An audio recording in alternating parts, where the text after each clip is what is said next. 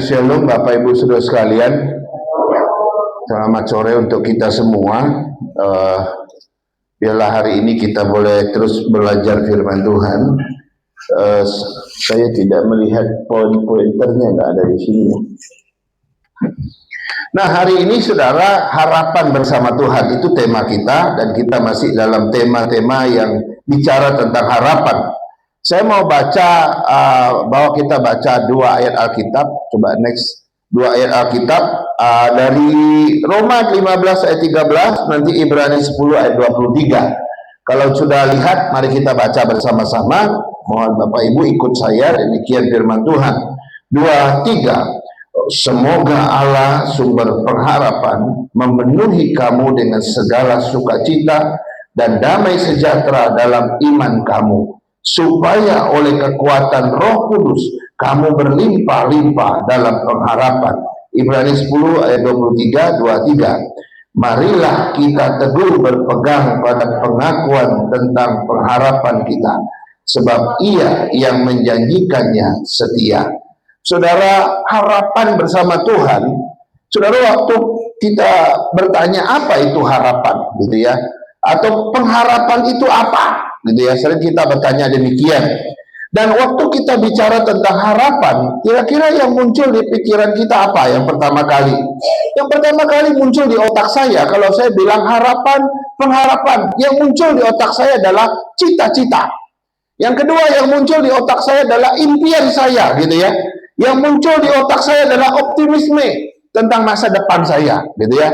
Atau harapan juga bicara, muncul dalam otak saya adalah sebuah penantian akan sesuatu yang kita inginkan, yang kita damba-dambakan. Nah, itu yang biasanya muncul di otak kita kalau kita bicara tentang harapan atau pengharapan. Saya rasa kita semua punya harapannya. Kalau kita nggak ada harapan hidup, wah bahaya sekali ya. Harapan itu penting, saudara ya. Nah, kalau kita belajar konsep Alkitab tentang harapan ini, saudara, kita menemukan arti harapan itu paling tidak ada 3 atau 4 ya. Yang pertama itu adalah sesuatu yang menantikan, sesuatu yang dinantikan dengan penuh keyakinan. Ya, ada 4 ya. Itu adalah harapan menurut Alkitab. Apa yang kau nantikan dengan penuh keyakinan akan masa depan, itu adalah harapan. Yang kedua, menanti dengan sabar apa yang dijanjikan Tuhan. Tuhan sudah menjanjikan sesuatu bagi kita. Kita pegang janji Tuhan itu, kita gumulin janji Tuhan itu, lalu kita nantikan dengan sabar. Itu adalah harapan. Yang ketiga, kita berharap Tuhan dengan penuh keyakinan. Kita tidak ada keraguan sedikit pun tentang Dia. Oke, mungkin hidup kita nggak sempurna hari ini. Mungkin hidup kita hari ini ada banyak masalah, persoalan. Tapi saya tetap pegang dengan penuh keyakinan Tuhan. Maka itu adalah harapan. Dan yang terakhir, keyakinan yang didasarkan pada janji Tuhan. Kita kalau meyakini sesuatu, ya tidak ada janji Tuhan di sana, itu keyakinan yang kosong. Tapi waktu kita meyakini sesuatu, ada dasarnya, karena ada janji Tuhan. Nah, itu adalah harapan. Jadi harapan adalah keyakinan yang teguh tentang masa depan akan janji Allah yang dapat kita percaya. Itu disebut dengan harapan. Nah, arti harapan menurut Alkitab ternyata nggak sama dengan dunia ini. Harapan menurut firman Tuhan beda dengan harapan menurut dunia. Harapan menurut firman Tuhan memiliki konsep yang jauh berbeda dengan yang konsep dunia punya, saudara. Kita melihat yang pertama, misalnya dunia itu, menurut dunia harapan itu berdasarkan kemungkinan. Tahu ya, kemungkinan ya. Ya, kemungkinan. Tapi kalau menurut Alkitab, saudara, harapan itu berdasarkan janji Tuhan.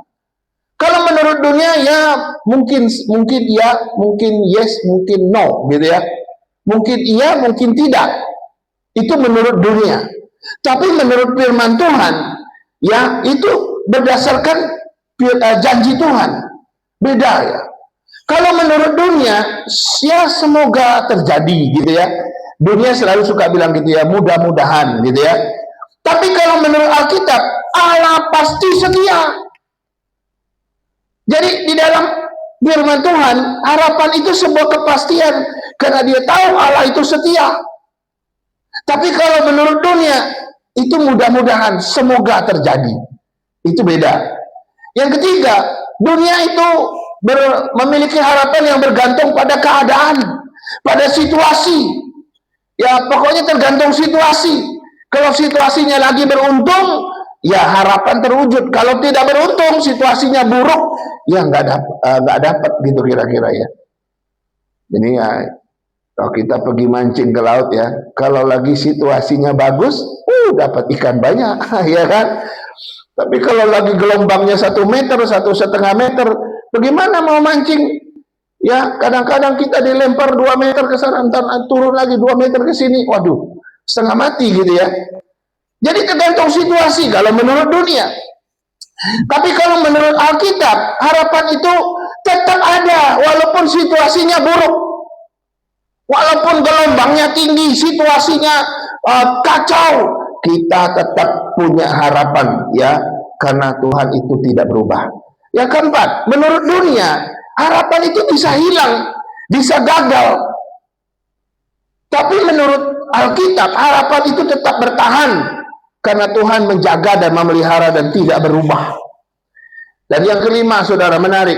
Harapan menurut dunia itu berpusat pada hasil. Pokoknya apa yang mau dicapai itu yang dikejar, itu yang itu yang dituju gitu ya. Tapi harapan kalau di dalam firman Tuhan itu berpusat pada Tuhan. Ya, kalau kita berpusat pada hasil dapat nggak dapat, kita akan kecewa kan? Kalau kita nggak dapat hasil. Tapi kalau berpusat sama Tuhan, kita nggak kecewa karena Tuhan tidak pernah berubah. Nah, selain itu saudara-saudara sekalian, harapan Kristen tidak pernah dibangun di atas kondisi, situasi yang kita alami. Harapan iman Kristen itu tidak pernah diberikan atau dibangun di atas kekuatan manusia, nggak pernah. Harapan iman Kristen itu juga nggak pernah dibangun di atas situasi dunia, nggak pernah.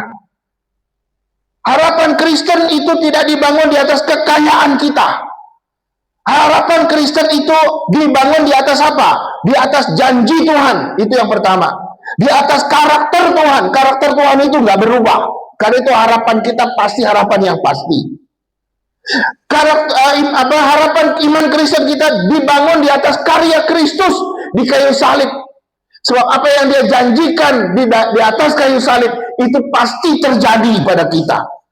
Dan harapan iman Kristen hanya dibangun juga di atas penyertaan Roh Kudus, saudara. Jadi Roh Kudus menyertai kita gitu ya. Mungkin ada waktunya kita lemah, kita tidak berdaya, kita sakit gitu ya. Tapi kalau kita punya Roh Kudus bersama kita, dia menghibur, menguatkan kita dalam situasi yang sulit itu. Dan ini adalah harapan Kristen. Jadi harapan iman Kristen tidak dibangun di atas kekuatan manusia, tidak dibangun di atas harta kekayaan, tidak dibangun di atas jabatan, tidak dibangun atas situasi dunia. Situasi dunia kalau udah kacau, harapan juga kacau, dan tidak dibangun di atas kondisi ekonomi. Tetapi harapan Kristen dibangun di atas janji Allah, karakter Allah, karya Kristus, dan penyertaan Roh Kudus. Ini membedakan pengharapan iman Kristen dengan pengharapan yang ada di dunia ini. Dan zaman sekarang, saudara, zaman yang sangat mengerikan, zaman yang mematikan harapan. Saudara, saya mau kasih tahu, zaman sekarang ini zaman yang jahat, kata Alkitab. Waktu-waktu ini waktu yang jahat. Kita memiliki harapan sedikit aja. Wah, situasi dunia ini itu menghantam harapan kita, membuat harapan kita itu hancur. Bahkan dia menghancurkan harapan saya dan saudara, sehingga harapan kita menjadi mati. Ya, jadi banyak sekali faktor-faktor yang mematikan harapan, melemahkan harapan orang-orang di dunia ini, saudara. Karena itu kita mesti hati-hati dengan dunia kita. Ada 3 faktor, ya, 3 faktor zaman ini yang mematikan harapan manusia. Apa itu? Yang pertama adalah faktor ketidakpastian hidup. Itu yang pertama. Itu yang pertama. Saudara, faktor ini, kenapa faktor ketidakpastian hidup bisa mematikan harapan saya dan saudara? Kenapa? Karena ketidakpastian hidup menimbulkan rasa takut, saudara. Ketidakpastian hidup itu menimbulkan rasa takut. Ketika masa depan kita nggak jelas, pikiran manusia jadi kacau. kita berpikir kemungkinan-kemungkinan yang buruk. Rasa takut membuat orang tidak lagi fokus kepada Tuhan, tapi fokus kepada ancaman. Sehingga yang namanya ketidakpastian hidup menimbulkan rasa takut, dan itu bisa mematikan harapan kita. Berikutnya, yang namanya ketidakpastian hidup juga membuat orang merasa kehilangan kendali atas hidupnya. Kalau orang sudah ada merasa hidupnya udah nggak pasti, dia nggak bisa lagi pegang kendali tentang hidupnya itu. Dia nggak tahu ini hidup saya mau dibawa kemana, hidup saya mesti dibuat bagaimana. Kita udah kehilangan kendali, saudara. Kalau orang nggak memiliki kepastian hidup, ya kenyataannya memang tidak semua hal bisa kita kendalikan. Ada banyak hal di luar yang tidak bisa kita kendalikan. Dan seseorang kalau dia sudah mengalami yang begini, saudara, maka dia akan menyerah. Dia akan bilang, aduh, percuma saja. Apa gunanya aku berharap? Perasaan tidak berdaya inilah yang mematikan harapan kita. Tidak hanya itu, ketidakpastian hidup juga bisa memperpanjang penderitaan kita. Loh, bagaimana Musa? Bagaimana penderitaan ketidakpastian hidup itu bisa memperpanjang penderitaan kita?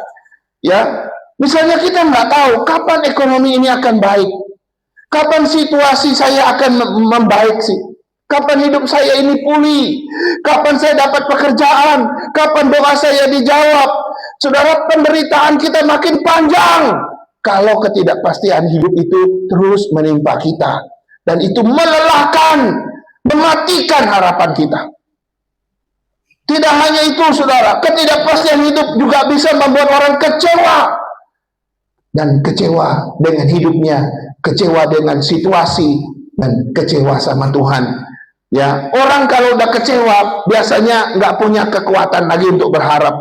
Ya, orang kalau udah kecewa dengan keadaan, apalagi kecewa sama Tuhan, aduh, dia sudah nggak punya harapan lagi, saudara. Jadi itu saudara bisa lihat bagaimana kepastian hidup itu menimbulkan rasa takut, membuat kita kehilangan kendali, memperpanjang penderitaan kita, dan semua ini, saudara, menandakan kita bisa kehilangan harapan kalau ketidakpastian hidup ini terus terjadi. Nah, ini faktor yang sangat mematikan harapan orang Kristen kalau kita nggak hati-hati. Faktor yang kedua adalah arus informasi yang buruk atau kabar buruk. Nah, pertanyaannya, mengapa kabar buruk bisa mematikan harapan orang percaya? Kenapa, saudara? Yang pertama, saudara, karena kabar buruk itu bisa membuat orang merasa dunia ini nggak aman. Betul tidak? Tiap hari kita lihat media sosial, kabarnya buruk terus. Kita udah bosan dengan korupsi. Justru pejabat penegak hukum yang harusnya mencegah korupsi menjadi tukang korupsi. Coba lihat. Bagaimana mungkin di dinding, di restoran, di tempat mereka bisa taruh 74 kilo emas. Di rumah pribadi, digali dindingnya, ada berangkas di situ, ratusan miliar, saudara. Dan ini penegak hukum, bukan masyarakat biasa. Kita capek mendengar berita buruk, terus berita buruk, berita buruk. Kalau berita buruk terus yang kita dengar, perang, konflik politik, PHK, ekonomi, makin hancur, kejahatan, korupsi, dan lain-lain. Saudara, sampai suatu saat kita bisa sampai kepada pengertian yang begini, aduh, hidup ini sudah tidak aman. Harapan kita bisa mati, saudara. Kabar buruk terus kita dengar. Kabar buruk juga bisa membuat orang lebih percaya berita daripada Tuhan. Betul tidak? Kamu kalau dengar terus berita buruk, kabar buruk, terus baca dan lihat kabar buruk itu, lama-lama kita lebih percaya berita daripada percaya Tuhan. Jadi berita ngomong apa, langsung hati kita deg-degan. Kita nggak dengar lagi Tuhan, yang kita dengar adalah berita buruk. Sehingga hidup kita jadi galau, hidup kita menjadi khawatir, menjadi takut. Jantung kita terus begini karena melihat situasi yang buruk terus. Kita lebih percaya berita daripada Tuhan. Dan itu bisa mematikan pengharapan kita. Tidak hanya itu, kabar buruk juga bisa membuat orang lupa Kalau Tuhan itu sebetulnya masih tetap bekerja, kalau Tuhan itu sebetulnya masih tetap berkarya dalam hidup kita. Kalau kita dengar kabar buruk terus, saudara, kita lupa kalau Tuhan itu masih bekerja buat kita. Seolah-olah Tuhan sudah nggak aktif. Yang aktif adalah kabar buruk, yang aktif adalah kejahatan, yang aktif adalah korupsi, yang aktif adalah apa? Segala macam berita-berita yang tidak menyenangkan. Seolah-olah Tuhan tidak aktif lagi. Seolah-olah Tuhan itu tidak campur tangan di dunia ini. Kalau betul ada Tuhan, kenapa ada situasi yang buruk ini Tuhan? Banyak orang akhirnya mempertanyakan Tuhan. Kalau betul Tuhan itu ada, kalau betul Tuhan itu baik, kenapa situasi yang buruk ini ada? Wah, saudara, banyak orang hilang harapan karena begitu. Dan akhirnya apa? Yang kita lihat, kalau kita melihat, kita lupa kalau Tuhan bekerja. Akhirnya kita tidak lagi mempercayai Tuhan. Kita nggak lagi mau berharap sama Tuhan. Seolah-olah Tuhan sudah nggak ada. Kita lupa. Saudara, Paulus pernah berkata begini, sebab kami tidak memperhatikan yang kelihatan, melainkan yang tak kelihatan. Harusnya kita seperti Rasul Paulus. Betul, situasi di sekitar kita ini buruk semua. Situasi di sekitar kita ini jelek semua, jahat semua. Tapi jangan lihat, kata Paulus, jangan lihat ini, jangan lihat. Yang kamu lihat adalah lihat Dia. Lihat Tuhan yang tidak kelihatan. Kamu jangan melihat yang kelihatan, tapi lihatlah Dia yang tidak kelihatan. Walaupun Dia tidak kelihatan, Dia bekerja tetap untuk kita. Amin, saudara. Itu Tuhan kita. Kalau kita lihat kabar buruk terus, kita khawatir. Tidur pun susah. Satu kali, dua kali saya pernah punya kasus, saudara. Saya susah tidur gara-gara saya dengar berita sebelum tidur. Ini salah satunya tidak yang pencucian uang ini, yang Jampitdus, Jampitdus ya namanya. Yang ini orang nomor 2 di Kejaksaan Agung, saudara. Ya, saya tidak takut ngomongin karena ini semua orang sudah ngomong di media sosial, ya kan? Bayangkan, saudara, penegak hukum segitunya masih bisa korup luar biasa, saudara. Waktu tidur itu, aduh, saya susah tidur. Kenapa ya? Saya baca komentar netizen, mereka bilang capek hidup di negara Konoha ini. Nggak habis-habis berita kayak begini. Benar juga ya. Sekarang kita lihat faktor yang ketiga yang mematikan pengharapan orang percaya, yaitu budaya instan, saudara. Budaya instan. Kenapa budaya instan bisa membunuh harapan? Ini pertanyaannya. Itu karena budaya instan membuat orang nggak tahan menunggu. Kita nggak tahan menunggu. Orang kalau biasa hidup dalam budaya instan, nunggu 5 menit aja nggak sanggup. Kita tunggu teman kita. Janji jam berapa? Jam 4 ya? Oke, jam 4. Lewat 5 menit, aduh kita udah gelisah. Kita pengen cepat. Ayo kita mau jalan, mana orangnya? Telepon dulu dia supaya cepat turun, gitu ya. Harapan itu selalu berkaitan dengan menunggu, saudara. Tidak ada harapan yang tidak ada kaitan dengan menunggu. Harapan itu identik dengan menunggu. Semua yang namanya harapan itu dikemas, dibentuk di dalam proses menunggu. Tapi budaya instan mengajarkan kita harus cepat, harus cepat. Kita nggak sabar menunggu. Inilah alasan akhirnya orang kalau punya budaya instan, dia susah berharap. Karena berharap itu menunggu. Budaya instan itu bertentangan dengan menunggu. Coba pikirkan, saudara. Yang berikut, budaya instan itu menurunkan daya tahan menghadapi tantangan dan kesulitan.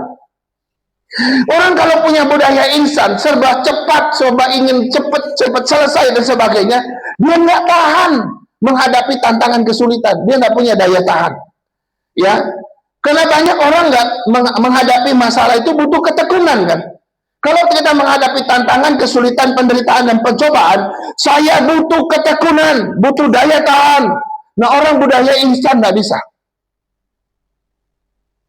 Saya baru konseling 2 anak muda 2 minggu lalu ya, kalau nggak salah. Ya, itu keluarga, salah satu keluarga dari pasangan itu sudah 13 tahun hidup di dalam perdukunan, okultisme kalau bahasa teologinya. Mulai dari keluarga satu persatu udah terikat dengan dukun itu. Bisnis juga sudah diikatkan sini. Sehingga dia ini susah untuk pindah ke Protestan untuk bisa nikah sama calonnya. Karena dia tidak bisa keluar. Pertama, agamanya sudah menjadi tradisi bagi keluarga. Yang kedua, okultisme itu sudah mengikat. Yang ketiga, dia dipersiapkan jadi ahli waris. Kalau jadi ahli waris dari perusahaan ayahnya, dia tidak bisa keluar dari budaya dan okultisme itu. Itu sudah kayak seperti ikatan perjanjian. Dan semua itu, saudara, untuk melindungi mereka. Sempat satu kali dia ingin memberontak, karena setiap seminggu sekali mereka harus minum air putih yang didoakan, kira-kira begitu.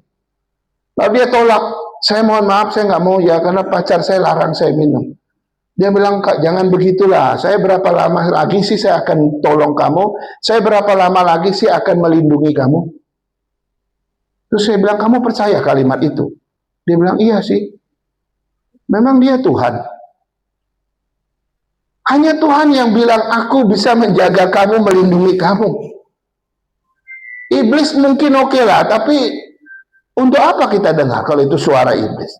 Itu budaya instan, saudara. Dengan itu mereka cepat untuk dapat untung dengan mengurus masalah dan sebagainya. Itu budaya instan. Yang terakhir, budaya instan juga bisa membuat orang sulit mempercayai waktu Tuhan, saudara. Gara-gara budaya instan, orang kan ingin cepat selesai, cepat sampai, cepat apa lagi? Cepat mendapatkan, itu budaya instan kan. Tapi kan Tuhan bekerja tidak berdasarkan waktu kita. Tuhan bekerja berdasarkan waktu dia sendiri. Kita nggak bisa bilang, Tuhan cepat ya Tuhan, saya nggak sanggup nunggu. Saya ini budayanya instan. Jadi kalau saya minta sekarang Tuhan jawab doa, maka Tuhan harus jawab doa saya. Bisa nggak kita paksa Tuhan kayak begitu? Nggak bisa. Tuhan bekerja sesuai dengan kedatangannya, kehendaknya, sesuai dengan waktunya. Saya nggak bisa paksa Tuhan. Saya punya budaya instan. Saya tidak bisa tunggu cara kerja Tuhan sesuai waktu dia. Itu bisa menghancurkan harapan orang kalau orang hidup dalam budaya instan. Seolah-olah Tuhan itu terlambat, selalu terlambat bagi orang yang hidup dalam budaya instan. Mie instan sih enak ya, tapi budaya instan jangan. Ya, mie instan boleh, ya tapi jangan sering-sering juga ya. Seminggu sekali boleh lah, atau sebulan sekali ya. Dulu waktu kita masih muda, satu dus mie instan makan sebulan, bisa 2 bulan kadang-kadang gitu ya. Saking senangnya makan mie instan. Tapi hidup dalam gaya instan jangan. Ya, sebab itu akan menghancurkan harapan kita. Baik, saudara-saudara. Sekarang kita melihat sebetulnya orang Kristen itu memiliki 4 dasar, ya, 4 dasar harapan, ya. Orang beriman, orang Kristen, orang percaya Tuhan Yesus itu punya 4 dasar harapan yang paling kuat, saudara. Yang pertama adalah Allah adalah sumber harapan kita. Itu yang pertama. Allah itu adalah sumber pengharapan saya, dia sumber pengharapan saudara. Ya, artinya apa? Bahwa pengharapan kita ini bukan berasal dari kemampuan kita, bukan berasal dari uang tabungan kita yang banyak, itu bukan. Harapan kita bukan bersumber dari harta kekayaan kita yang melimpah, itu bukan. Harapan kita bukan dari pekerjaan kita, bukan dari ekonomi kita yang stabil, bukan. Harapan kita bukan dari kesehatan kita, bukan dari keberuntungan kita di dunia ini, bukan. Jika harapan kita bersumber dari yang saya sebutkan tadi, saudara, nanti pada waktu semuanya itu hilang, maka hilang juga harapanmu. Dan harapanmu akan mengikuti keadaan. Saat ada, dia ada, saat turun, dia turun. Dan tetapi kalau harapanmu bersumber pada Tuhan, harapanmu tidak akan pernah hilang. Karena Tuhan tidak pernah hilang seperti harta kekayaan kita. Karena Tuhan tidak pernah berubah, maka harapanmu juga tidak pernah berubah. Amin, saudara. Itu adalah pengharapan yang luar biasa. Ini dasar pertama. Kalau betul kau memiliki Tuhan sebagai sumber pengharapanmu, maka itu harus satu sumber pengharapan yang paling kuat. ya, bukan dari yang ada di dunia ini. Yang kedua, dasar yang kedua adalah Kristus adalah dasar pengharapan kita. Kalau tadi Allah adalah sumber, sekarang Kristus adalah dasar. Saya sengaja kasih angka, saya kasih tulis yang lebih gede ya, sumber huruf besar ya. Allah adalah sumber, itu huruf besar. Kristus adalah dasar, itu huruf besar. Itu ada penekanan di situ, saudara.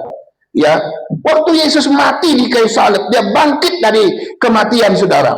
Ya kan? Maka dia membawa sesuatu yang dia janjikan. Apa itu? Dia berikan harapan kepada kita, yaitu harapan yang pasti tentang hidup yang kekal, harapan yang pasti tentang kerajaan surga, harapan yang pasti bahwa kau selamat sampai ke surga bersama dia. Waktu dia bangkit, dia hidup kembali dari kematian itu. Itu harapan yang Kristus kasih. Dan ini dasarnya. Ya, ini dasarnya. Tidak ada satu oknum pun yang bisa membatalkan harapan yang Tuhan berikan, janji yang Yesus berikan. Jadi semua harapan yang Kristus sudah janjikan itu akan digenapi pada waktunya. Hari ini kita masih di dunia. Hari ini kita masih berdiri di sini, bernapas di sini, hidup di sini, beraktivitas di sini, bekerja di sini, dan berkuliah di sini, berstudi di sini. Tapi nanti, waktu kita ketemu Tuhan di surga, semua ini sudah nggak ada. Yang ada adalah kita mendapatkan 3 hal tadi. Tuhan menggenapinya. Itu dasarnya.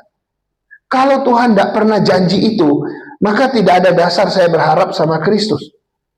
Kalau Tuhan Yesus waktu dia bangkit, dia hidup lagi dari kematian, dia tidak pernah menjanjikan hidup yang kekal, dia tidak pernah menjanjikan kerajaan Allah, dia tidak pernah menjanjikan yang namanya keselamatan, hari ini saya tidak akan percaya Yesus. Karena nggak ada dasarnya. Bagaimana saya bisa percaya, saya bisa ke surga? Karena tidak ada dasarnya. Tapi Yesus janji 1, 2, 3 sama kita. Itu dasar. Maka saya percaya, saya berharap pada janji Yesus. Yang ketiga, firman Tuhan, Roh Kudus adalah penguat harapan kita. Itu penguat, saudara. Roh Kudus itu penguat. Ada istilah penguat sinyal ya. Kalau kita punya wifi di lantai dasar, di lantai 2, lantai 3-nya lemah sekali. Kita tarik penguatnya, kita bikin penguat.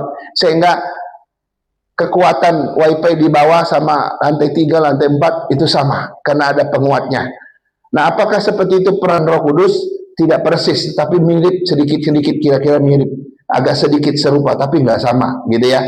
Nah, Roh Kudus ini penguat harapan. Maksudnya apa? Dia akan membuat harapanmu itu terus bertumbuh, makin besar, makin kuat. Itu pekerjaan Roh Kudus. Betul, ada 3 hal yang mematikan harapan kita. Betul. Ada 3 faktor tadi yang mematikan harapan kita, tiap hari mau mematikan harapan kita. Tapi Roh Kudus bekerja melawan semua itu. Dia akan menumbuhkan harapanmu yang sebelumnya mungkin kecil, lama-lama makin besar. Yang dulu mungkin lemah, lama-lama jadi gede, jadi kuat. Itu pekerjaan Roh Kudus. Dan apa sih yang dia kerjakan? Dia mengingatkan kita akan janji Tuhan, bahwa harapan kita nggak akan pernah sia-sia. Kemudian ketika kita lemah, Roh Kudus menolong kita, menguatkan kita. Tidak hanya itu, pada saat masa-masa sulit, dia memberikan kita damai sejahtera dan sukacita, sehingga harapan kita tetap ada. Semua yang dikerjakan Roh Kudus menunjukkan bahwa dia adalah penguat dari semua kelemahan harapan kita. Pernahkah kita hampir hilang harapan? Pernahkah kita bilang, Tuhan, aku nggak sanggup lagi? Tapi Roh Kudus datang, tenang. Dia bekerja di dalam harapan yang hampir padam itu. Dia terus bekerja, membesarkannya, makin lama makin besar, makin kuat. Dia bekerja untuk menguatkan harapan kita. Karena itu nggak usah khawatir, saudara. Ini adalah dasar pengharapan orang Kristen yang luar biasa, yang beda dengan harapan orang di luar sana. Yang keempat, dasar yang keempat, firman Tuhan itu berfungsi melahirkan yang namanya harapan kita. Ya, melahirkan harapan kita. Ya, pekerjaannya hampir fungsi daripada firman Tuhan hampir sama dengan pekerjaan Roh Kudus. Karena memang antara Roh Kudus dan firman Tuhan selalu bekerja sama ketika bekerja di dalam kehidupan orang percaya. Firman Tuhan, Roh Kudus selalu bekerja sama, saudara. Jadi keduanya ini selalu bekerja sama, gak pernah terpisah. Apa yang Roh Kudus kerjakan, ya, itu sudah ada dalam firman. Apa yang firman katakan, itu digenapi oleh Roh Kudus. Nah, firman Tuhan selalu menekankan apa? Kesetiaan Tuhan pada umatnya. Karena itu kita nggak perlu mencurigai Tuhan. Pernah nggak kita mencurigai Tuhan? Kenapa sih Tuhan masalahku nggak selesai-selesai? Ini Tuhan nih ada apa enggak ya? Ini Tuhan nih baik apa enggak ya?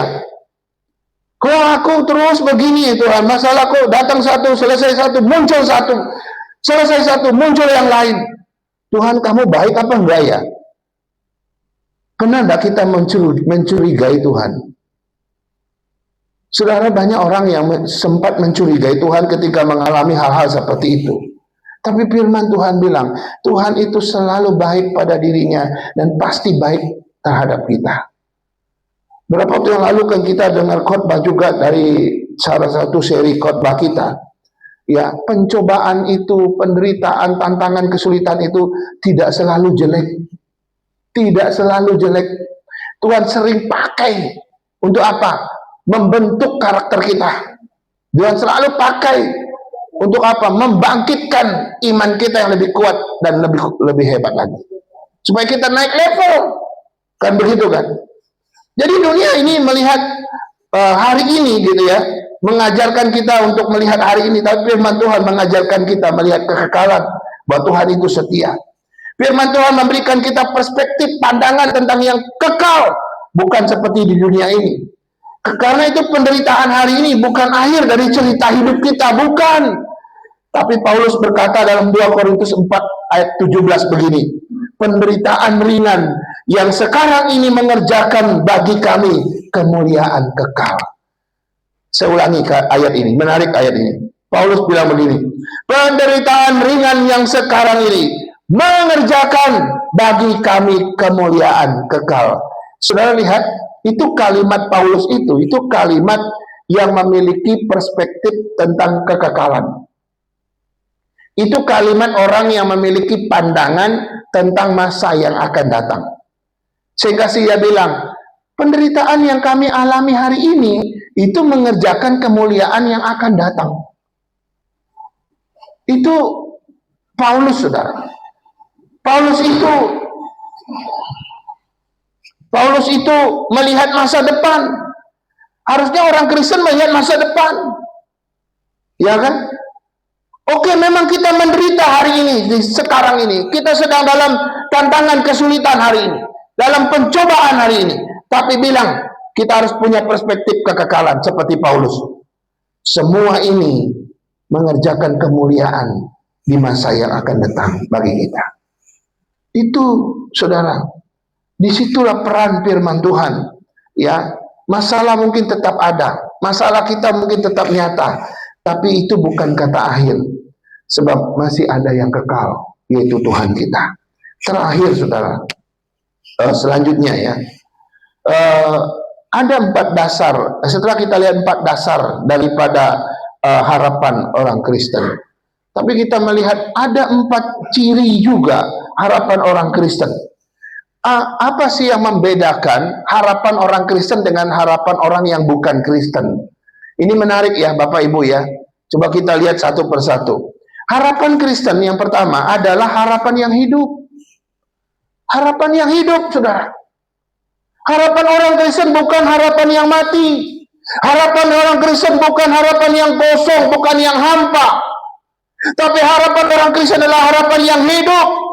Karena Kristus telah membangkitkan kita, dan Kristus juga hidup dan memberikan pengharapan yang hidup. Ini bedanya pengharapan kita dengan pengharapan orang di luar Tuhan. Saudara, 1 Petrus 1 ayat 3, terpujilah Allah dan Bapa Tuhan kita Yesus Kristus, yang karena rahmatnya yang besar telah melahirkan kita kembali oleh kebangkitan Kristus dari antara orang mati, kepada suatu hidup yang penuh pengharapan. Rupanya di dalam Kristus, bersama Kristus, Dia sudah membangkitkan hidup kita kepada kehidupan yang penuh pengharapan. Wow. Jadi pengharapan orang Kristen itu pengharapan yang hidup. Harapan yang hidup itu terus bertumbuh makin besar, makin memberi kekuatan untuk kita, sehingga kita bisa mengalahkan kekecewaan di dunia ini, kita bisa mengalahkan keputusasaan. Ya, kenapa? Karena pengharapan kita hidup. Kalau pengharapan kita mati, bisa nggak kita kalahkan kekecewaan? Bisa nggak kita kalahkan keputusasaan di dunia ini? Nggak bisa, saudara. Kalau pengharapanmu mati, masalah kecil saja bisa membuat kita itu keok. Tapi kalau pengharapan kita hidup, masalah yang gede sekalipun kita bisa kalahkan. Kenapa? Karena pengharapan kita hidup. Yang kedua, saudara, ya, ciri khas pengharapan iman orang Kristen adalah tidak mengecewakan. Tidak mengecewakan. Wow. Tidak mengecewakan artinya apa? Bukan berarti semua keinginan kita dikabulkan Tuhan, bukan ya.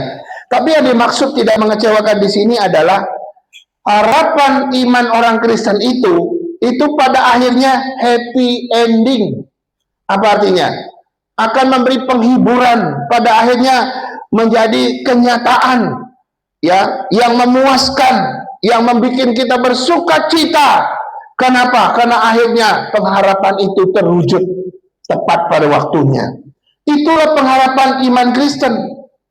Karena Tuhan tidak pernah ingkar janji, Dia tidak pernah melupakan janjinya, Dia menggenapi semua janjinya. Nah, inilah yang membuat harapan iman Kristen itu tidak mengecewakan. Teman kita pernah mengecewakan kita, ya. Sahabat kita pernah mengecewakan kita. Saudara kita juga pernah mengecewakan kita. Kita berharap sama mereka, kita berharap sama teman sahabat kita. Mereka mengecewakan kita. Tapi harapan di dalam Tuhan tidak pernah mengecewakan kita. Ada banyak tokoh-tokoh Alkitab, kalau kita lihat bagaimana Tuhan langsung menggenapi janjinya kepada mereka. Misalnya sebut saja bapak-bapak leluhur, ada Abraham, ada Ishak dan ada Yakub, ada Yusuf, ada Musa, ada Yosua, ada Daud, ada Salomo. Semuanya tidak ada yang mengecewakan. Justru yang mengecewakan siapa? Kitalah yang sering mengecewakan Tuhan. Tuhan tidak pernah mengecewakan kita, tapi kita yang sering mengecewakan Tuhan. Wah, kita berjanji, aku akan melayani sampai akhir Tuhan, sampai akhir hidupku, gitu ya. Sampai pada satu titik kita tinggalkan semua. Kita tidak mau lagi bersama Tuhan. Ya.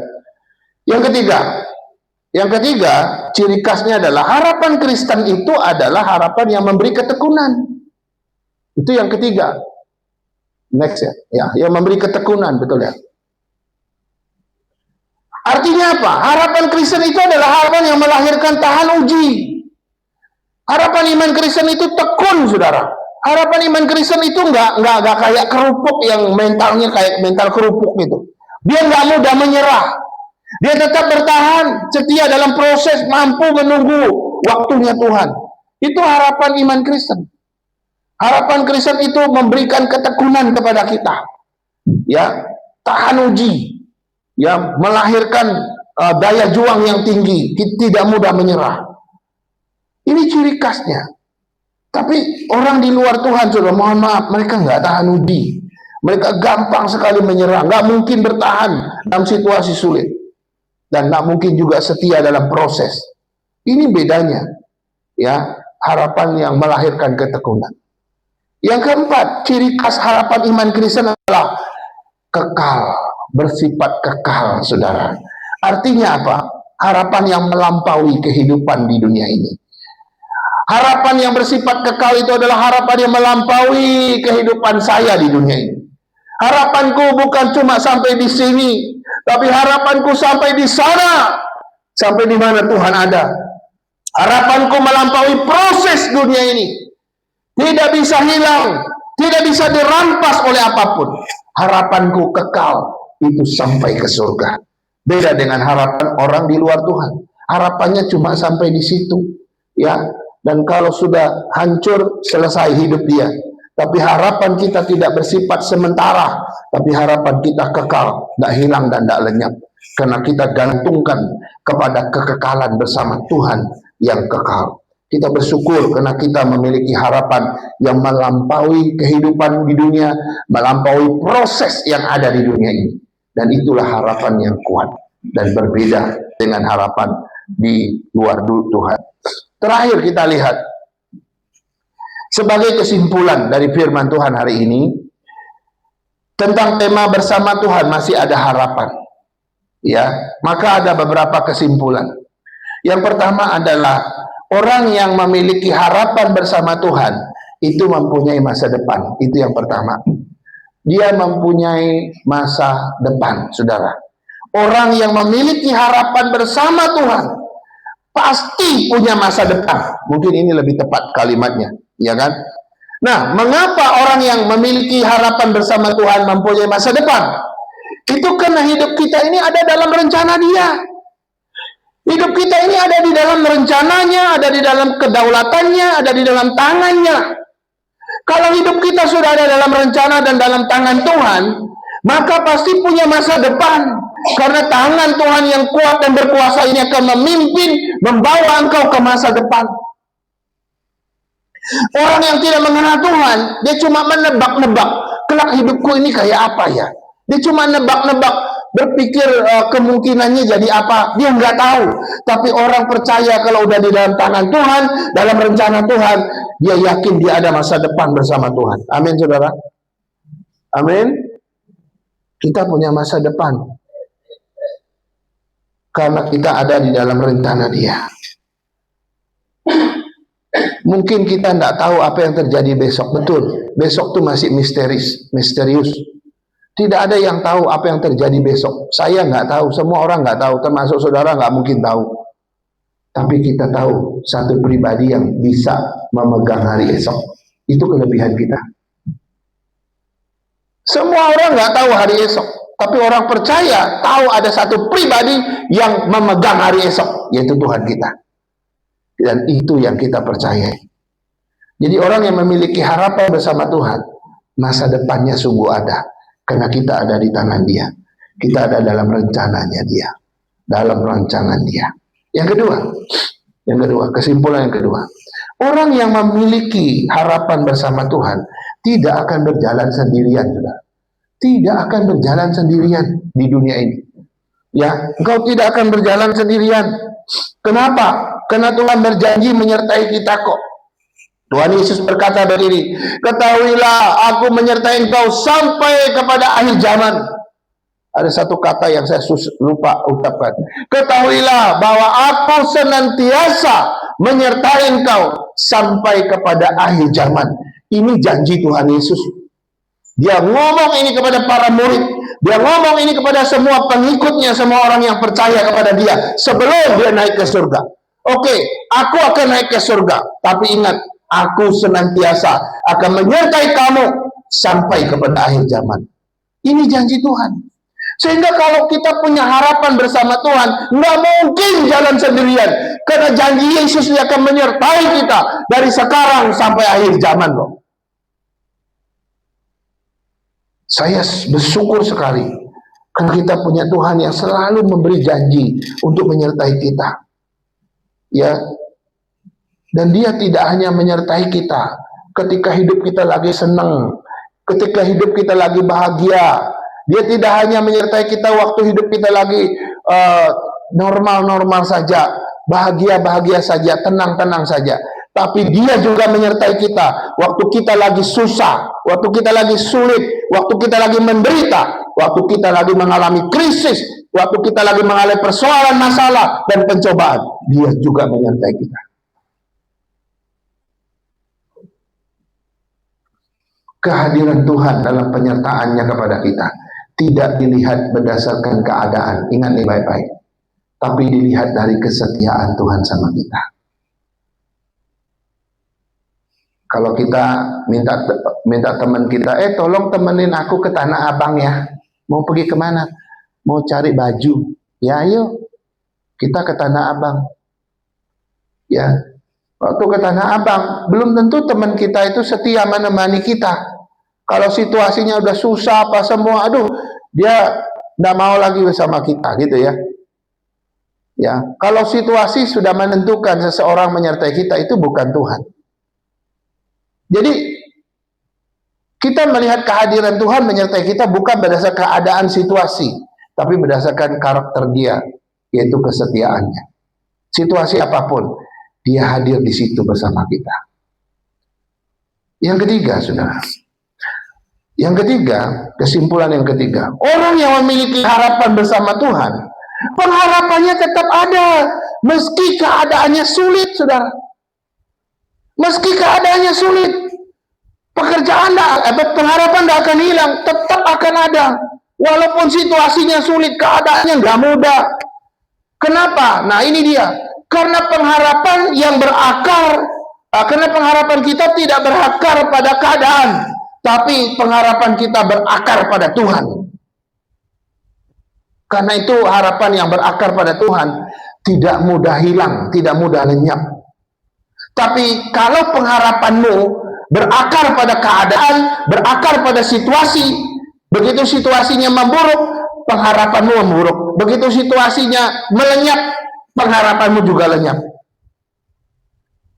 Tapi pengharapan orang Kristen itu berakar pada Tuhan yang tidak pernah berubah sekalipun situasi kita berubah.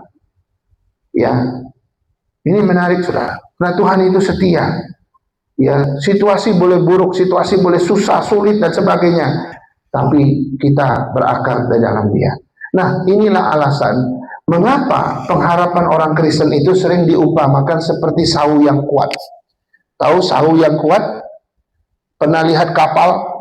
Kapal, apa ini pasti sering lihat kapal ya. Kita yang jarang melaut susah lihat kapal ya.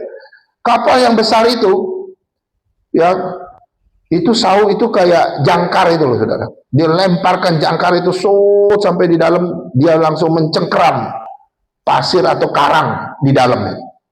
Sekalipun ada badai di atas laut, itu membuat perahu itu berputar-putar, dia tidak akan bergeser karena si jangkar ini menahan dia. Kalaupun geser dikit aja, dia pun putar-putar itu kapal karena jangkarnya kuat sekali, dia nggak bergeser. Pengharapan orang percaya itu seperti itu. Sekalipun badai menimpa saya, ya kan, badai hidup, persoalan, tantangan, kesulitan, penderitaan, pencobaan, hidup saya nggak akan kemana-mana. Kenapa? Harapanku sudah terikat kuat, mengikat kuat di sana. Itu harapan orang percaya itu seperti sahu. Sahu itu seperti jangkar yang kuat pada kapal. Yang keempat, kesimpulan yang keempat, orang yang memiliki harapan bersama Tuhan itu akan memperoleh kekuatan baru, saudara. Kita kalau punya harapan di dalam Tuhan, bersama Tuhan, kita akan punya yang namanya kekuatan baru. Artinya apa? Bahwa Tuhan adalah menguatkan kita ketika lemah. Dia akan meneguhkan kita saat kita mengalami pencobaan. Dia akan memperbaharui semangat kita untuk terus bertahan dalam kesusahan. Yesaya 42:9 bilang begini, Dia yang memberi kekuatan kepada yang lelah dan menambah semangat kepada yang tiada berdaya. Ini ayat yang menarik sekali. Tuhan itu memberi kekuatan kepada mereka yang lelah, ya kan? Dia menambah semangat kepada mereka yang tidak berdaya. Manusia pasti pernah lelah. Saya pernah lelah, saudara pernah lelah. Kita pernah tidak berdaya dalam hidup kita ini karena masalah, persoalan terus yang menimpa kita. Tapi ingat, kenapa kita masih ada hari ini? Itu karena Tuhan masih memberi kita kekuatan dan semangat kepada kita yang tidak berdaya.